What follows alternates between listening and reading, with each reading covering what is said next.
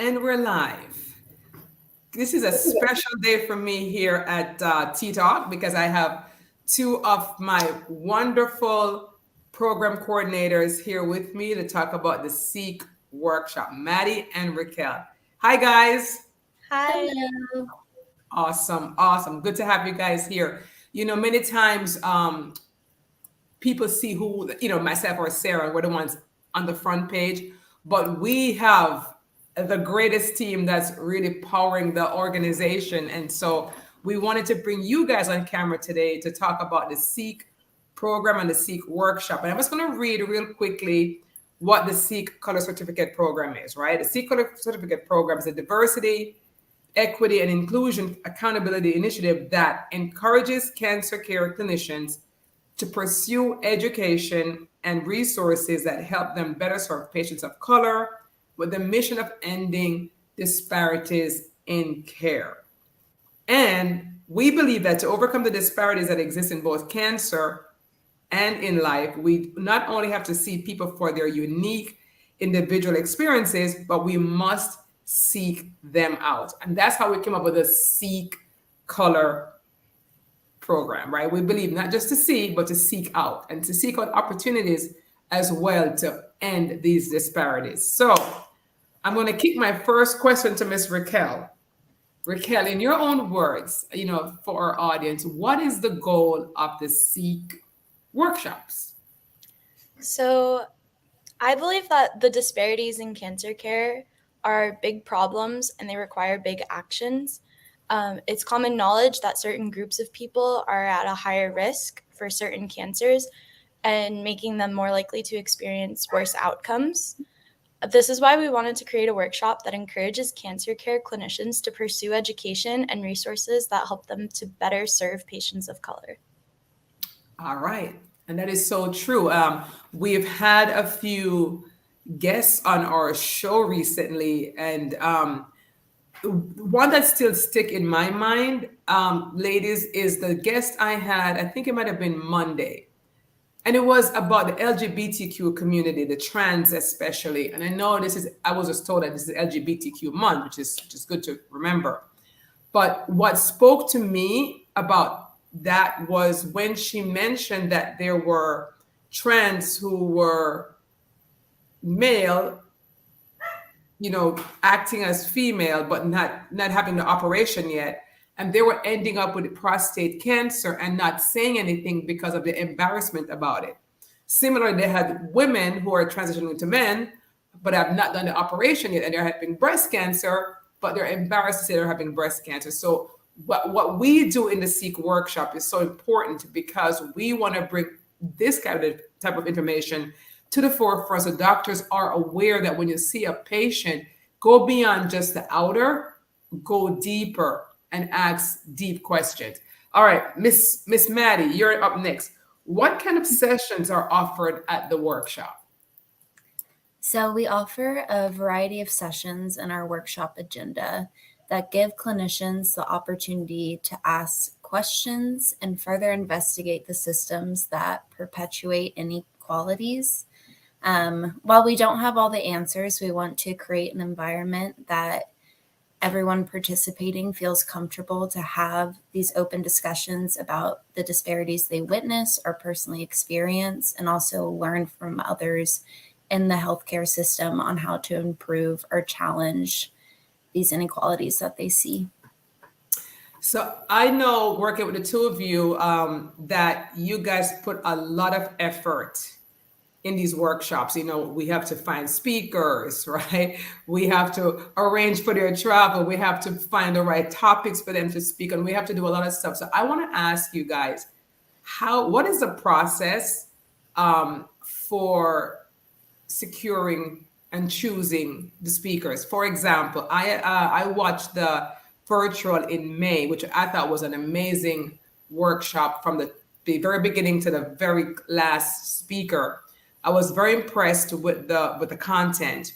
And what is the process that you guys use? And Raquel, maybe you might want to answer this one for obtaining speakers. So the process for obtaining speakers, I think Maddie just mentioned we were talking about earlier. Um, it's really, we choose who we think that is the best for the topic. We have a really great relationship with a lot of speakers. We've been doing this for 5 years. But Maddie was just saying that the speakers that she chose had kind of gone off script and done something that we didn't expect from them. And they went into more detail about DEI and about their practice. So we really just try to choose people who we have a good relationship with. And we think that they'll be able to go above and beyond. That's true. Maddie, you want to flush it up because you mentioned an experience you had at another non-Sikh conference, right? Where you heard one of the speakers, presenters, and you were impressed that they were talking on their own, unprompted about disparities. Can you tell us a little bit more about that? Definitely. So at our first virtual Seek workshop, I had invited Dr. Betsy O'Donnell, Dr. Krishna Karmunduri, and Dr. Tapna Kadia to speak on hematological malignancies. And all three of them spoke at our previous Best of Heme conference in Colorado. And during a panel session that they were all on, the conversation of DE&I in the hematology space came up, and hearing them talk about it, and while we were also planning the Seek program, the two kind of just clicked in my brain. So when we were trying to think of who could best speak on the panel for the Seek workshop, those three doctors were the first three that came to my mind. Well, that was good. That was a good insight. And just for the audience, our Seek workshop is divided into two halves, right? Almost like two halves. The first half, we focus more on DEI presenters who work in the health equity space, or who work in DEI, to really explain terms, cultural differences, misunderstandings, barriers, social determinants of health, and so we have this first half more focused on pretty much laying out what disparities, what it looks like, what inequity looks like. And then the second half, which again I said this to you guys many times, I was just really pleasantly surprised when the doctors on the second half, when they spoke about how it's showing up in their clinics or in their practices and what they're doing about it. And that's the reason why I am really, really passionate about the Seek workshops, because I see how much good it can do. There's a lot of work to be done in laying the groundwork for how we can truly, fulfill our mission at Cancer Equity, which is to promote health equity in cancer care so that every patient can live their life to the fullest. I mean, that is our goal, that is our mission, and it takes a village. All right, so what's the benefit of attending the Seek workshop? And I know we kind of talked around it, but if you had to convince someone to attend the workshop, I'm going to have you both answer this. What is the benefit of attending the Seek workshop? So I believe that a benefit would be not only the materials and the discussions that you get to be a part of that you really don't see anywhere else. There really isn't a lot of programs like this, but those who participate in at least 3 of the workshops will get a special Seek certificate, and it shows that they're committed to their overall mission of ending disparities in cancer care. That is true. That is very true. Okay, Maddie. And to go off of that, those who do complete and receive the certificate will also be able to be featured on a searchable map so that patients are able to know which doctors have invested in DEI education. Yes, and I think that's going to be very. I think it's going to be such a great resource for the patient community, right? To know that if you know ahead of time that this particular doctor that you're going to with this life-threatening disease has spent the time to invest in understanding you as a underrepresented group, I think this is going to give that much, I would say comfort, and it's comfort sounds like a weird word, but honestly, that's what you need when you get a diagnosis. You need comfort and assurance that the person who you're going to speak to understands understands it. I think we have a comment here, but it's from one of our team members.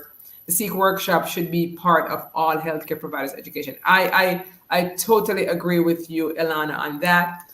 And Sarah said it's amazing when we seek to understand other lived experiences that we're able to see the human side of the struggle people have. That is so true. One other comment here, certificates are searchable and searchable doctors. This is a wonderful resource for patients because these doctors will seek out ways to reduce barriers to care. They will understand some of the challenges better. I mean, we can't double down on that more. That's just the truth, and that's going to be a wonderful, wonderful resource. And we're going to get the word out there through programs like these, through just community engagement. Things that we're going to have events, smaller events, just to get the community to understand what we're doing here. Now, we have our next Seek workshop coming up. I think it's June 17th. Is that next weekend, Maddie? Next weekend? Yes, next weekend in Memphis. Okay. Maddie, who are you looking forward to hearing the most? You had her on Tea Talks recently, but Mary McConnor and her father, Marlon McConnor, are going to be speaking on the importance of cultural competence in oncology nursing. And I'm very excited to hear their session and learn more about everything they do in the space. And make sure you guys record that because I really want to see them too as well. And Raquel, you're up next. Your session is going to be in July and you're virtual, South Florida virtual. Is there anyone that you're looking forward to hearing from on that one?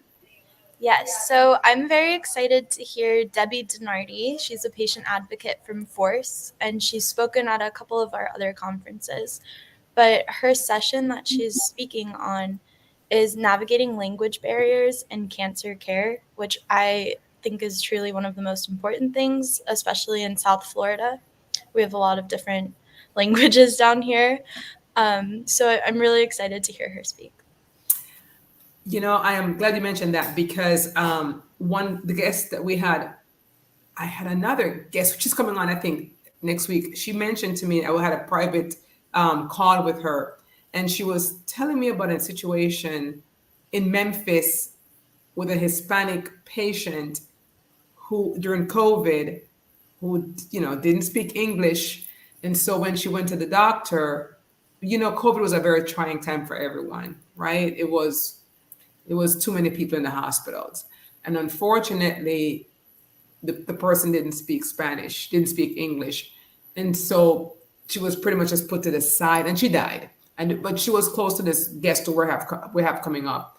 And the guest works in health equity. And she was just saying it was just a language barrier. That was the difference between her living and dying. They were just not prepared for that, and so it's like you said, Raquel, in South Florida, we have so many different cultures down there, Hispanic, Haitian, all these different cultures. And so we need doctors to really pay attention, have forms in Spanish, have someone on your staff that's bilingual. That is going to show that you actually care.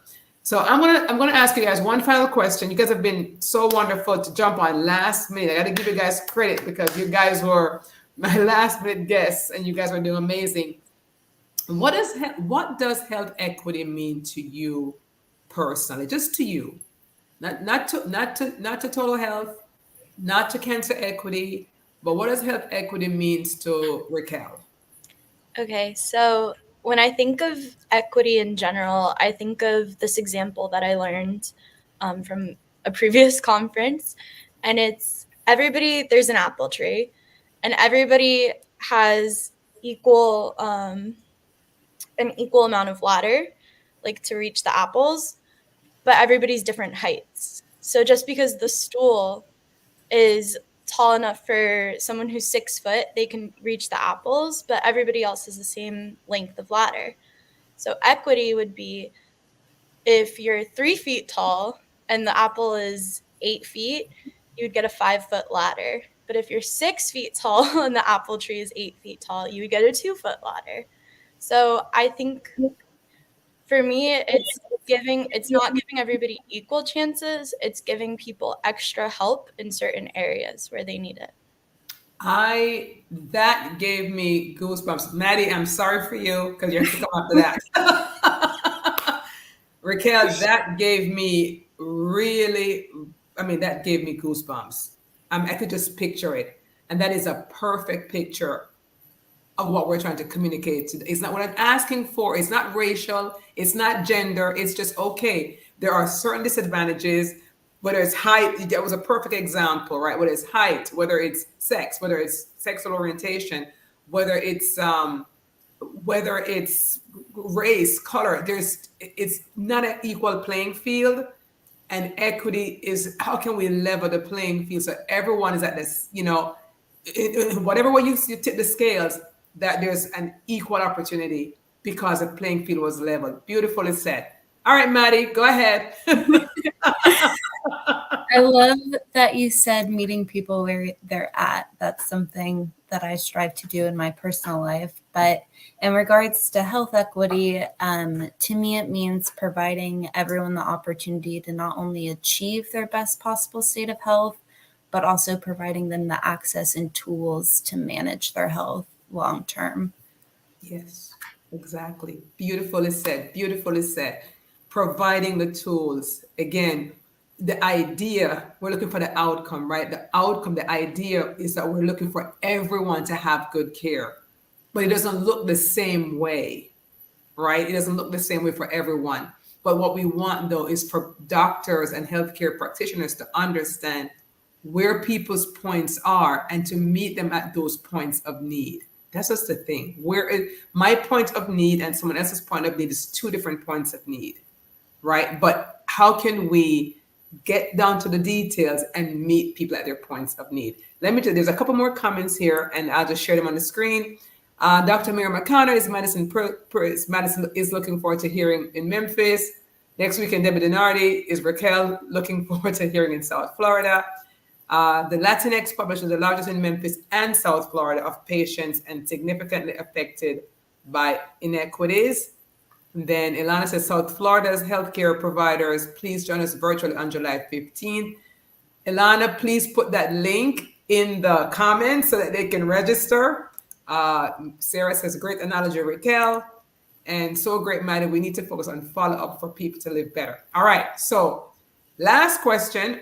This is not a question that we talked about. This is just T Talks, as you guys always hear in T Talks, right? It's about T cells, right? We know the origins of the show was Sarah's idea that T cells are our happy cells.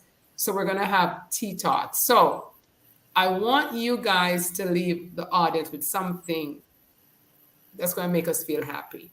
If someone's having a bad hump day today, if their morning started off terrible, give us something. If you're a patient, I just heard of a friend of mine, another person who just got diagnosed in Florida with breast cancer. Leave the audience with something that's going to encourage their T cells today. And I'm going to start with Maddie this time and then end with Raquel. If I had to leave the audience with something, I asked a question to our team this morning to give and share a piece of advice with everyone. And Alana, who is a member of our team, shared that it's important to enjoy the journey. So whichever path you're on, enjoy it to the best of your ability and focus on the present. Beautifully said. Enjoy the journey. Even the journey is a little tough because we work in cancer. And before I get to Raquel, one of this advice I gave to someone this morning, again, who just recently diagnosed, I said, it's tough. It's a tough journey. No one wants to be on this road.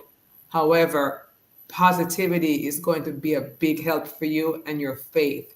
And it's going to help you to process through this journey. So they may not be enjoying the journey, but they have to look at the journey in a different way. So enjoying the journey is right. Thank you, Maddie. And Ms. Raquel, close us out. I think that something that would make a lot of people happy, it makes me happy, is every day I try to give 3 different strangers compliments. Hmm. Seeing their reactions automatically just makes me feel happier inside by seeing them being happy. So. Wow, that is awesome. That is a good thing for us to put in our toolbox, right? So give three strangers compliments and see how they react, and that's going to stir your own happy juice. That is a really good practice because it's more blessed. I know for some of you guys are on the faith side. The scripture said it's more blessed to give than to receive. But when you do give, honestly, you do receive. Well, ladies, it has been wonderful having you guys on Tea Talk. So there's one last one here. It's just from my other partner, my other half. He said, "Thank you, Raquel and Madison, for helping us gain some understanding. Even a tiny bit of light always penetrates the darkness." And I couldn't say it any better. Thank you, Wayne, for watching. And thank you, Maddie and Raquel, for jumping on at the 11th hour and just explaining what you do and just blessing my day. So, audience, if you're watching on the replay, you can feel free to leave your questions. Register for our upcoming conference in Memphis if you're in the healthcare space and you want to learn more about our SEEK certification. And of course, if you want to do online or virtual, we have a July conference coming up. Please go to our website. We're going to put a link in the comments, and we would love to see you there. Take care until next time. Bye.